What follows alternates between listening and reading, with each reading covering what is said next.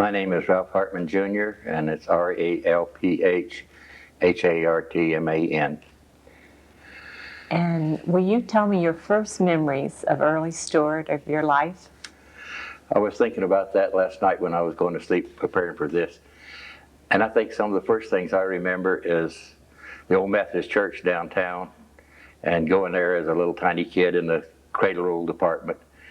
And my grandfather lived next door there, and we would go in there. And I think sometimes I think we're missing that now, that the early things like that happened. And every Sunday we'd have dinner at Grandma's house. It would be fried chicken and mashed potatoes and gravy and collard greens and biscuits made and all those good things. Those early memories and learning early in the Methodist church at that time. We had to learn a Bible verse when we were like 3 or 4 or 5. And I can still remember, like, be ye kind one to another with tender hearts, forgiving one another. And I think that formed my early life. And I'm eternally grateful every morning I get up a pretty day like this, and I say, thank you, old man JB, for bringing me here, because I'd have never made it without him. Okay, so you're saying your family wouldn't be in this area Right. if it wasn't for your grandfather, Yeah. JB? Yeah. Tell He came down here because they were in Arkansas, and he was a Methodist minister, circuit rider. And Uncle John Taylor was his stepson, and he had consumption, whatever that was. And the doctor said he had to come down here to get to a better climate. So he resigned from the ministry and got on a train and came down here and found a place and built a house and raised a family here. And he was in the real estate business too, and insurance, and did it out of his own home right there next to the Methodist church. But those early memories, and he built, I was just thinking too about how kind of sad it is that everything in those early days, that we tore down the old church, we tore down his house. His house is where the Bell telephone station is, right there now on 2nd Street. And around the corner was the old Mcdonald building where Charlie Byers had the early restaurant, and across the street was the old Flatiron building that later on Raoul had a furniture store in, and Anthony had a store in the red brick building across the street, and right next door was the old Woodman's Hall, and most things happened right downtown Stuart. And I like that heritage, and I like those roots.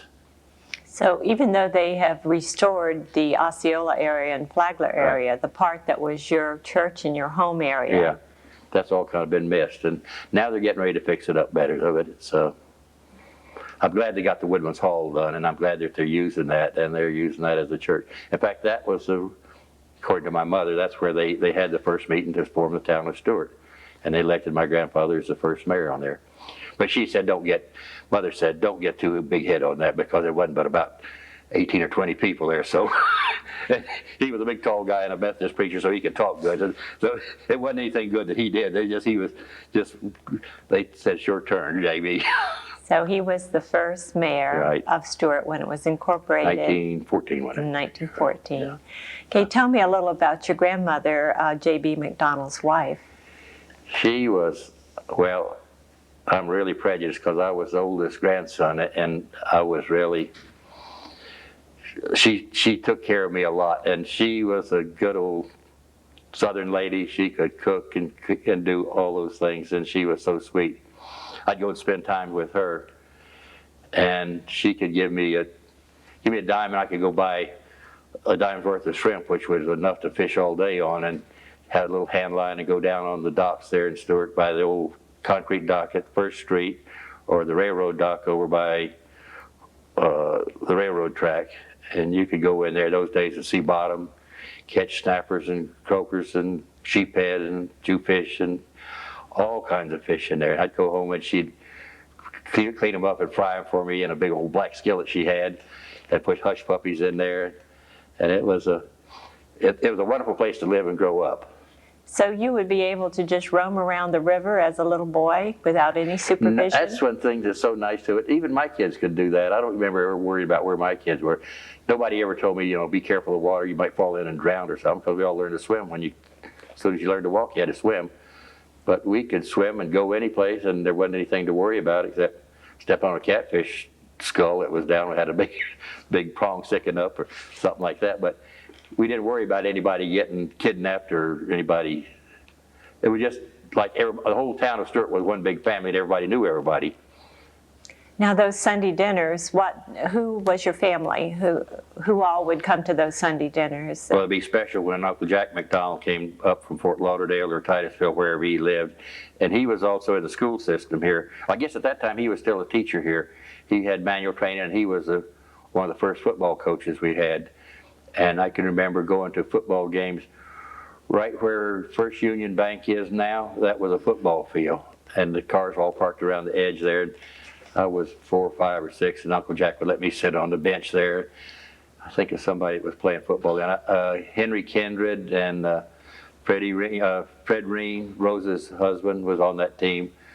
And it seems like it was way out in the country at that time, because East Ocean wasn't 4 lanes. It was just a little rock road there. In fact, the early map was called East Ocean County Rock Road. The Rock Road. Yeah. Okay, now Uncle Jack is your mother's brother. Okay, now that family consisted, there was J.B. McDonald, and your grandmother's name was? Elizabeth. And they had, their children were? John Taylor was my step-uncle. He was Grandma's child by her first marriage. Her husband, he died. And then she had Jack and Mary. So they were all raised right here. And Uncle Jack went to the University of Florida, and Mother went to FSU. And I get jokes out of that because it was Florida State College for women at that time.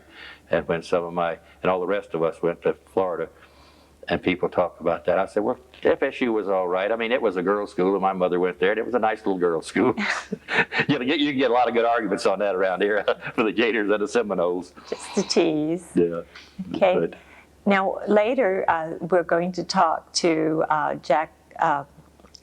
John Taylor's children, but he was your uncle. He was my uncle. Okay, so your grandfather was the first mayor, and what other things did he do locally?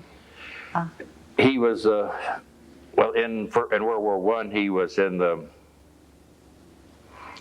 it was not Red Cross, I forget what the name of it, they call it. Oh. He worked with, like the Red Cross does now, to help servicemen get back and forth, and Uncle Jack was in the service too there. This is World War I? World War I, yeah. Yes. Yeah. Okay. And Mother and Daddy got married in 1922. Tell me about your mother and your father. Your mother's name? Mary McDonald Hartman. And your father? And he was Ralph Hartman Sr. And how did they meet? They met, after he got out of the Marine Corps in World War I and came down, and he was working at Moore-Haven at the sugar mill over there, ran the commissary. And Mother and Daddy were living, and Grandpa was living in Fort Pierce at the time. And they met, I don't know how they ever met, but he talks about taking that trip from Moore-Haven over here in an old Model A, getting stuck and taking all day just to get to Fort Pierce to see his girlfriend. So I'm glad they met. So at that time, the McDonalds were living in Fort Pierce? Yeah, they lived up there. They rented the house here in Stewart, and we're up there. We have an old picture that I'll give you that was 1924 when it was 22 when they built that house, I think. But it burned down, and they had a bad fire in, you remember that better than I am, you're the historian, the big fire in 1916 or 17, yeah, they burned all that toll block downtown, and they had to rebuild, and that's the picture I'll give you. Okay, that's the house. The picture you're talking about is the house that replaced the first house? That was burned down. Okay. And Ernie Lyons was a good friend of mine, and he filled me in a lot more than Mother and Daddy would on bad things. And he said everybody was over at the beach when they had that fire and the whole place burned down. And my grandfather, J.B., had a chicken house full of chickens, and he said his chickens got out and were all over town. He was out there trying to get the chickens up. But can you imagine that, being able to raise chickens right in downtown Stewart, right across the street from the Woodman Hall and in the church? In the church. And an early story, they said Grandpa liked milk, and he could not stand condensed milk, so he had a cow that he kept there, and they milked the cow. They had fresh milk all the time. So that's right downtown Stewart. Right where, well, the Baptist church is right across the street from the Woodman's Hall, and everything was right around down in there. Now, you're not an only child, so tell me about the rest of your family. I'm the oldest of 4, and I have a brother named Jack, and I'm 2 years older than he is, and then Donald, and Brady. And Jack and Brady are both gone, but Donald and I are still living. Okay. Yeah. And your father, what was his profession? He retired from the post office after about 30 some odd years in there, but before that he'd had a grocery store in downtown Stewart was called Moore and Hartman. And I can remember going in that old grocery store, and some neat memories about that. The Seminole Indians came in and traded there. And the old-fashioned stores, they did not have ad machines, so they put the bag down and write the groceries on there, right down, so many pounds of this. The Indians didn't trust that ad machine or the people talking up. They'd buy a can of beans, take it in, get paid for it. Buy 5 pounds of lard, go in and pay for it. And one day Daddy, another early thing, Daddy said that a Seminole woman, somebody left the cigarette butt on the floor. They were all barefooted in long skirts, stepped on that cigarette butt, and she started hollering and yelling and running out of the store. And everybody scattered. They thought the Indians were going on a warpath. They didn't know what had happened. My goodness. Now this is at Moore and Hartman? Moore and Hartman grocery store on Osceola Street across from the Lyric Theater now. So the Seminoles even came there, not only to the Walter Kitchen store and the John Taylor. Yeah. Well, that was first. That was a long time ago. Yeah. But the Seminoles came even to your Mother father's said era.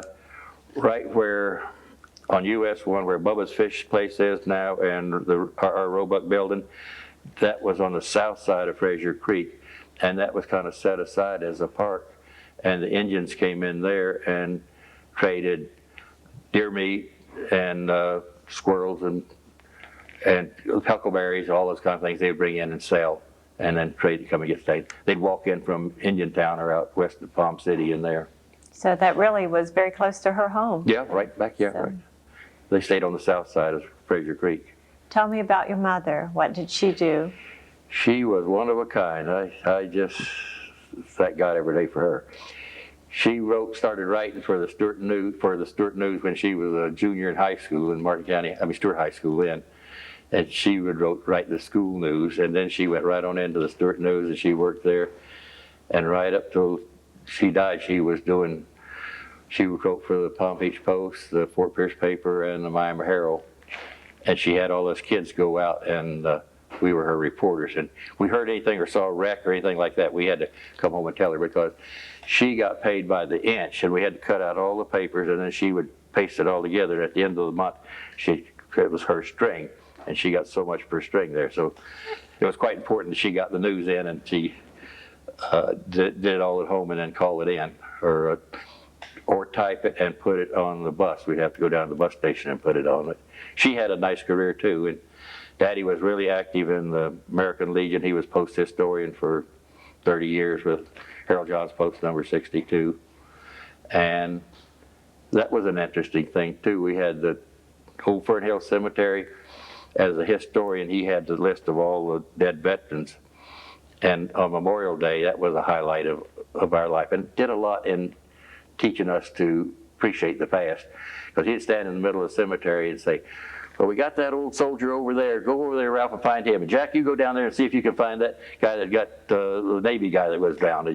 We'd go around, but the cemetery then was all sand spurs, and it wasn't very well kept. But every Memorial Day, we'd go out and put wet flags on all the graves out there, and the Dyer family did a good job keeping up with that, because we'd have to go by Miss Dyer's store and get a new map to find out about the cemetery. And the veterans. Veterans, all the veterans in the cemetery, yeah. So your father used his sons to put the flags on the cemetery graves, Right. and your mother used her 4 sons to get news for her column, right. So it was a family. And something might be interesting too, because this was during the Depression, and I can still remember that.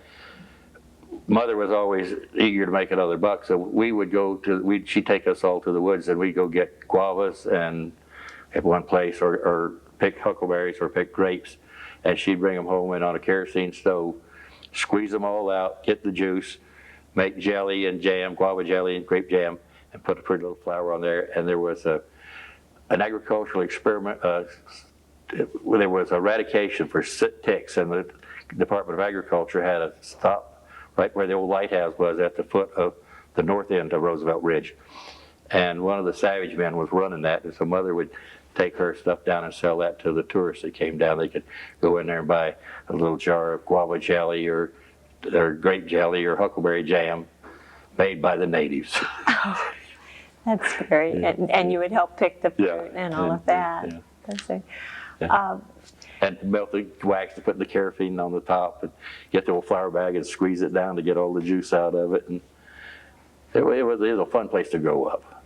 Like, who would sell those things? Was there a stand, a tourist? Yeah, the stand that was there was the Department of Agriculture, and everybody had to stop and be sure they weren't carrying any beef or stuff in there, and ticks. And then they would see, Mother would have it all displayed there, and Claddy Savage would try to sell it for him. Oh, I see. And she'd give him some of it. Okay, now I'm jumping to a more modern era, but you went to school. Graduated from Stewart High, 1941, and it was still Stewart High then.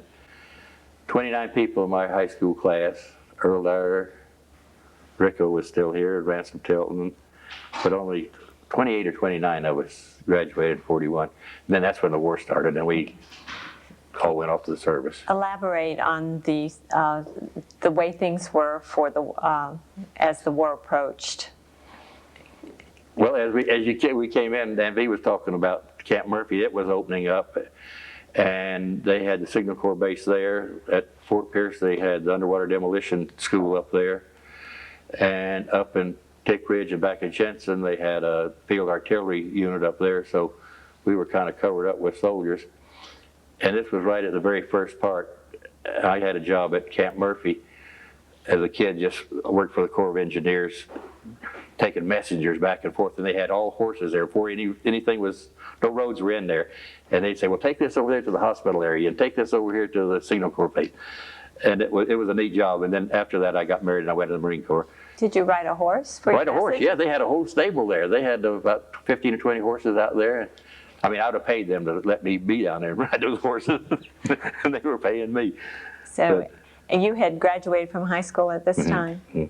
Had been to the University of Florida and busted out and shamed my family because I couldn't stay. I got so homesick, and I graduated I was senior class president in the band and the football star, and I went to the University of Florida, and nobody knew me and nobody cared, and I got so homesick I came home.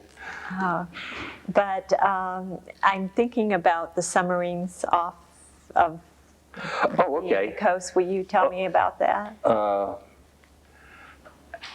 After Camp Murphy there, after Pearl Harbor, then they started sinking ships. And they organized the Coast Guard Temporary Reserve, which meant they commissioned all of the charter boats around here. Captain Tolley's had a sailfish boat, 38-foot Matthews. Walter Johns had one, and they took us, and they came around getting volunteers, and they take you right in.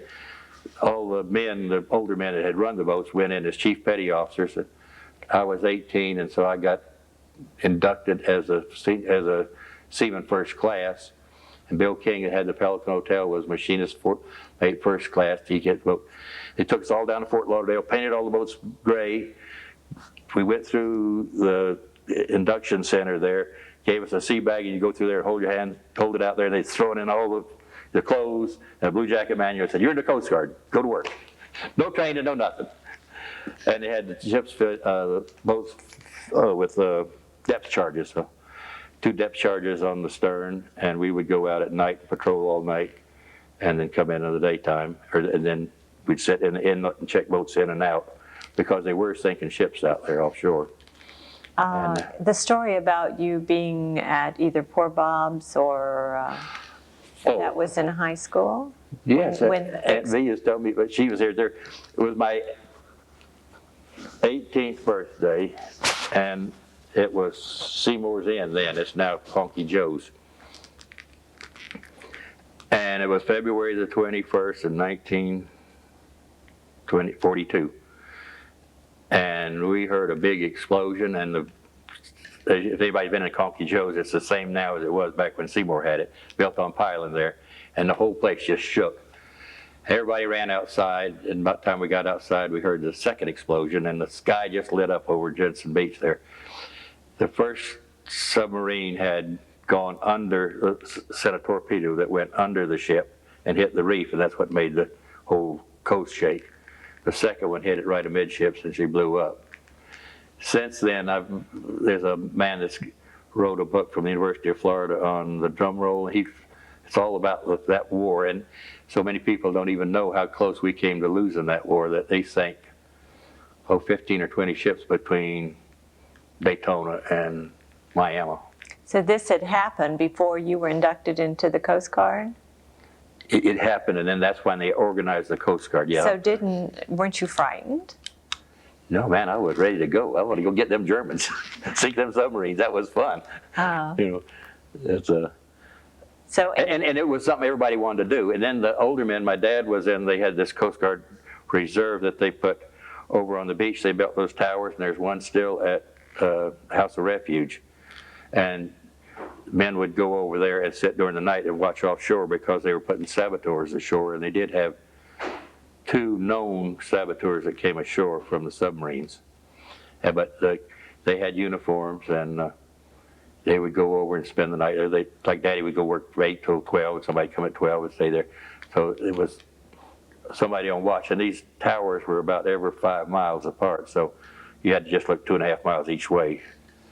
Were the citizens in general nervous and worried? Everybody was very patriotic, and then we had to have the blackout. I guess that was the first time that people really got to know, because the theory behind that was our coast was all lit up. The submarines would sit offshore, and then the ships would come by, and with the silhouette, they could just shoot them right down. There wasn't any problem at it. So we had blackouts. All the street lights were out. Cars were painted over on their headlights. Just half of it would show.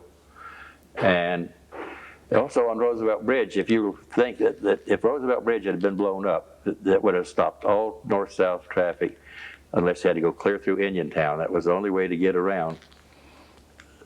Then, and so people were on the bridge watching that, and the St Lucie locks were very vulnerable. They were a target if the saboteurs had got ashore.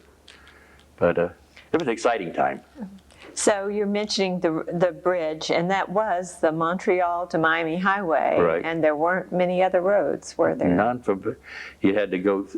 It had the Palm City Bridge, of course, but that wasn't. You couldn't get to Palm City from the north. So on the other way would have been going around to the lake or go to Uniontown.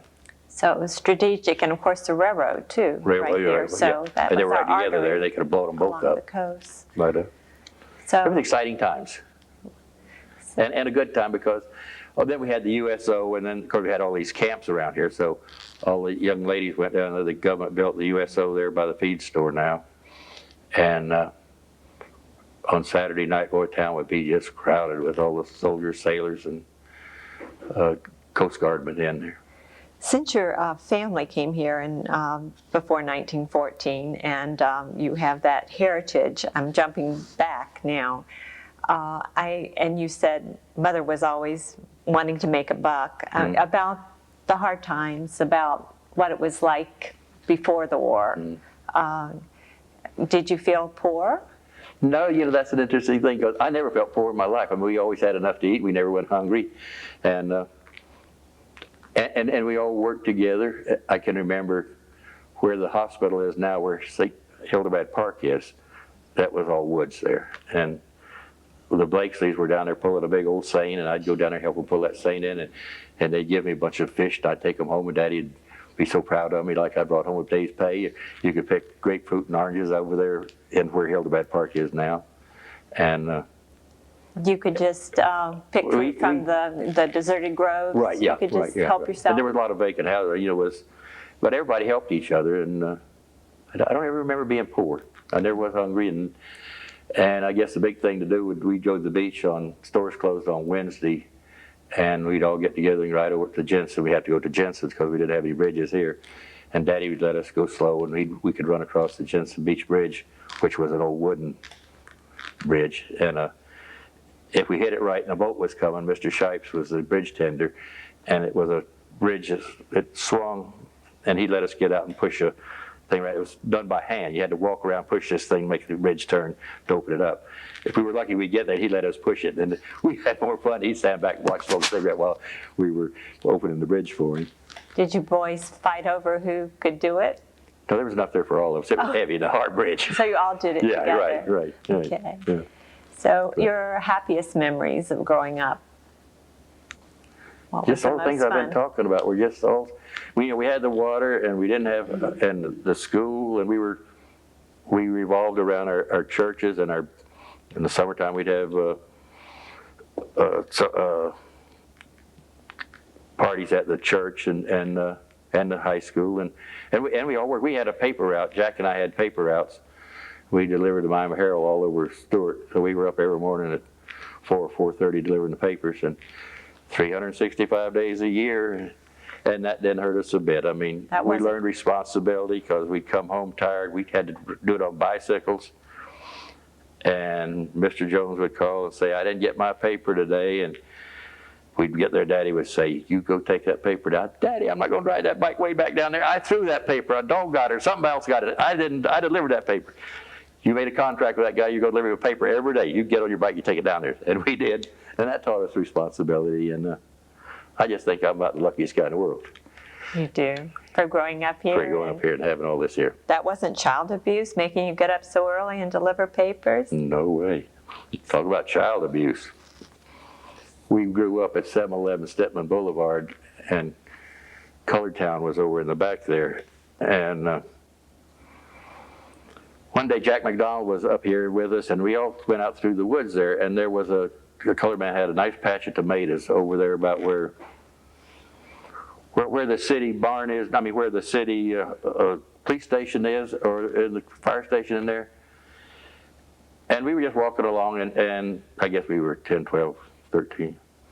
There was rotten tomato on the ground. And Jack picked it up and threw it at me. I thought that was a good idea. And I found another one. I threw it at him. And we had some other neighborhood boys there. And we got, pretty soon we ran out of rotten tomatoes, and we started getting ripe tomatoes. That night at supper, we were on the back porch there. This colored man came up with a big old 2 baskets of tomatoes all smashed. "Mr. Hartman, your boys were down there and ruined my whole crop." And Daddy said, "Well, how much do you think I owe you for that?" And he said, "Well, I think about $1 would cover it." And Daddy said, "Here it is." He paid him. "Going upstairs, put your hand on the bedstead." And he pulled that old belt off, and he got his $1 out of both of us right quick. And that wasn't child abuse. But I didn't even like tomatoes for years. I wouldn't eat a tomato. Goodness. Yeah. Do you know who that man was whose patch you ruined? I don't remember who it was, but Should we broach that subject about how close you were to what we call East Stewart, and yet how far away you were? that's interesting because we were far away, but yet we were real close too. I mean, they swam in the Blue Pond, and they would get a whole bunch of kids, and they were down there swimming in the Blue Pond, and we'd go down and run them off, and then they'd go back and get reinforcements, and they'd run us out. But it was just kid stuff. It wasn't racial, and I knew all the McCarty boys and Poppy Green, and I had as many friends, black friends, as white friends, but it was a funny relationship. It was not hatred or anything like that. And from our house, we could see back right onto where this same area I was talking about on Martin Luther King Boulevard.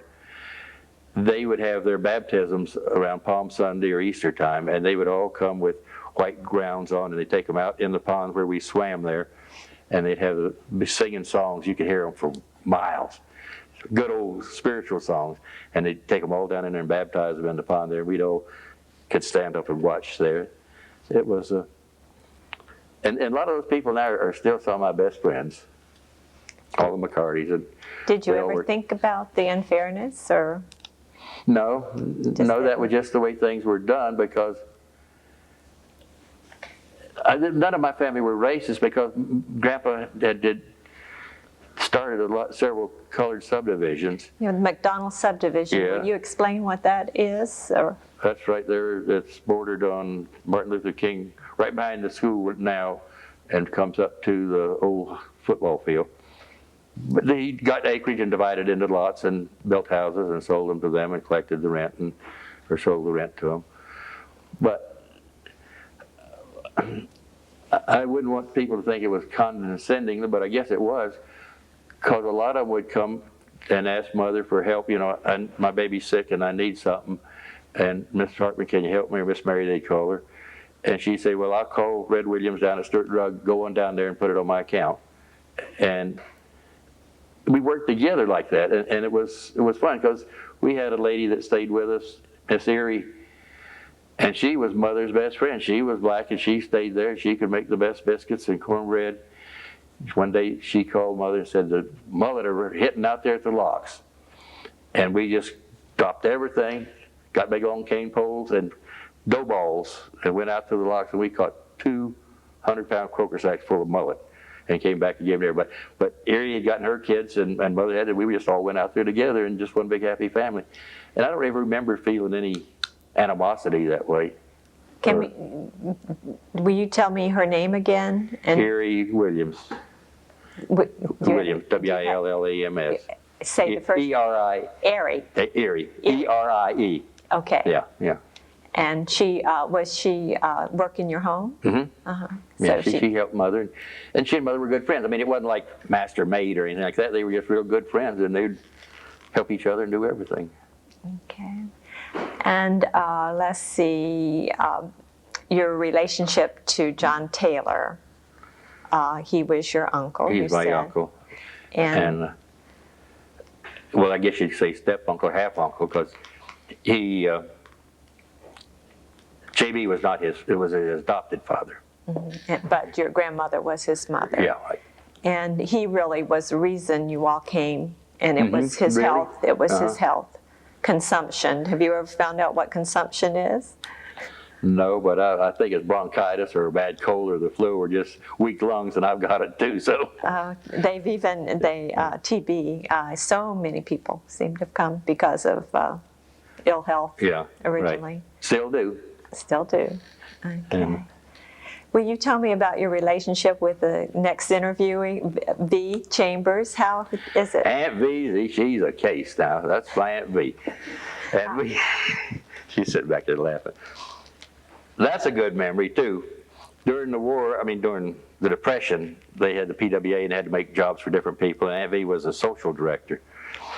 And we would meet down there by Confusion Corner, behind what Solmer's Garage, or where Kiwanis Park is now. There was a pagoda in there, and we'd meet down there, and she'd take us on field trips. And we went from there, we'd have a picnic lunch, and we'd go from there and walk across Roosevelt Bridge and go clear on up into where North River Shores is now, out in the woods. And there was an old house up there, abandoned because of the Depression and nobody wanted it, and it was called the Haunted House. We went in there, and we got down into the water and get cattails. And I shouldn't be telling us because they might get hurt now, but she could dip them in kerosene, and we'd like to make flambeaux, she'd be put in jail now, and so would we. But that was kind of, you didn't have a lot of rules and regulations, and it was fun. You just carry the torches? Yeah. You wouldn't set anything afire? No, she'd spank us if we did that. Okay. So I think we should give her a turn, maybe. I think I about run out. People are always interested in the bridge over the St. Lucie River as you come to Stewart. Will you tell us all that you know about this? Well, it wasn't a bridge there. It was a bridge ever since I can remember. But at first, the railroad bridge was there. That was always there. But then they had a ferry that went from Lighthouse Point over to where the 1st Street concrete bridge is there now. And Kurt Whittaker, I was down there, and he was painting one day, and he showed me this picture. He was doing a ferry boat. You ran your Model A on there, and my grandfather went on there with that, and they didn't have the chucks in the front, and he went right over into the drink. And it was the winter time. And they had a picture in the paper about J.B. Mcdonald going into the drink with his car. And Kurt just painted a picture of this. And I had not heard this story, but that's what it had. And they stripped him down, and he had red flannel underwear, the old long johns. But J.B. McDonald run the thing up, and I was trying to think of the name of the people that had that ferry there. But the ferry went back and forth all the time, and I don't remember when the first Roosevelt Bridge was built, but it wasn't always there, right. And the ferry went there. But the railroad bridge was there first in the 1890s, I think. Okay. But But the That's it. Roosevelt Bridge name came in 1934. Before it was just the Stewart Bridge, a concrete bridge built in 1917. I think it was just a wooden bridge then, but then when Roosevelt he got the money and he got the glory and the name on it. But there was a way to get across there. But a lot of changes. Were you here? You were here when the Roosevelt Bridge was built in 1934, right? Right. Any memories? Yeah, they all the concrete came in sacks, like feed or flour or sugar came in at that time, and they were just throwing those sacks away. So the Catant boys and some of the older boys got the idea. They were free, so we'd take them home and wash them out, or they taught us how to do it. And we made kayaks right down there in Fraser Creek. And you take these concrete sacks and put them around barrel stays and make kayaks and melt paraffin and put on it to waterproof them. And we had a kayak squadron. We went all over the river out of the sacks from Roosevelt Bridge. So maybe Clyde, Catant, or Elwyn could tell you more about that, but they were the big boys and they knew how to do it. And but that was one nice thing there. And they did have a rock trucked in from, railroad came in by railroad from Tennessee, gravel, and we could find, we didn't know what flint was down here. We didn't have any rock, but we could find flint rocks and make where you could start fires with it. So we'd go over, the kids and I'd go over and find the pretty rocks from the Tennessee River. So this is the boys' view of the building. Right, yeah, right. Roosevelt Bridge. We didn't care about the traffic or who was going to break down, but that was fun. We have pictures of the hailstorm. Do you have any memories of that or the Oh, yeah, snowstorm? Daddy came home and said, hey, they got hail all over the bridge. He came home and got all us boys, and we got 3 wash tubs and went down there and shoveled it up, and we came home and we had a churn, and we made ice cream for everybody in the neighborhood. Free ice. From the heavens. From the heavens, yep, right.